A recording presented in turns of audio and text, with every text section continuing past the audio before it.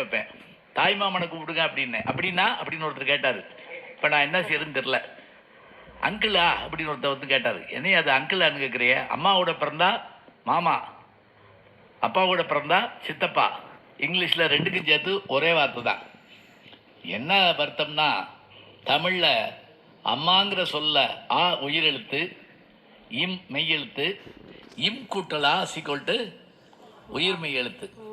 ஒரு அம்மாங்கிற உறவு சொல்ல ஒரு உயிரெழுத்து, ஒரு மெய்யெழுத்து, ஒரு உயிர் மெய்யெழுத்து இருக்கு. என்ன அர்த்தம்? உங்கம்மா எங்கம்மா நம்மம்மா நமக்கு உயிரை தருகிறாள் உயிரெழுத்து, உடம்பாகி மெய்யை தருகிறாள் மெய்யெழுத்து, உடம்பையும் உயிரையும் ரத்தத்தையும் பாழாக தருகிறாள், அதனால் உயிர் மெய்யெழுத்து. அப்படிப்பட்ட அம்மாவை, அந்த வார்த்தையை, அதுக்கு நிகரான ஒரு வார்த்தை தமிழில் இல்லை. அம்மா அப்படின்னு சொல்லணும். ஆனால் நம்ம இப்போ என்ன சொல்கிறோம்? மம்மி. மம்மியோட கிடையாது, மம். ஆமாம். அப்பா அப்பாவும் இல்லை. டாட் சொல்கிறதுக்குள்ள வேகத்தில் டாய் அப்படின்னாலும் சரின்ட்டு வாங்க.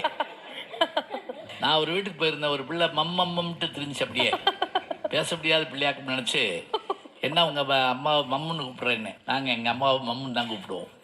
உங்கள் பெரியம்மாவை எப்படி கூப்பிடுன்னு கேட்டேன். மேக்சிமம் அப்படி கூப்பிடுன்னு சொல்லிச்சு.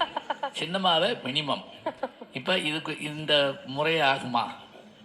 தமிழா நீ பேசுவது தமிழா? காசி ஆனந்தன் என்றொரு ஈழத்து கவிஞன் பேசுகிற போது சொல்லுகிறார் என்றால், அன்னையை மம்மி என்று அழைத்தாய், அழகு குழந்தையை பேபி என்று அழைத்தாய். இப்பத்தான் நம்ம வந்து ஒவ்வொரு சொல்லும் இப்படி மாறி போகுதுன்னு நினைக்கிறோம். அப்போ இந்த அருமையான நல்ல தமிழ் நீங்கள் பேசிட்டு வர்ற போது கூட ப்ரப்போஸ் பண்ணி அப்படின்னு ஒரு வார்த்தையை நீங்கள் பயன்படுத்துகிறீங்க உங்களை அறியாமல். அதை நீங்கள் பேசி காட்டினாவே நாங்கள் நினச்சிக்கிறோம். அதனால் நல்ல தமிழை இன்றைக்கு நாம் இழந்து கொண்டிருக்கிறோம்.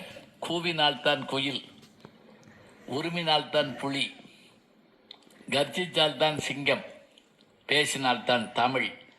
ஒரு மொழி அழிந்தால் இனம் அழிந்து போகும்.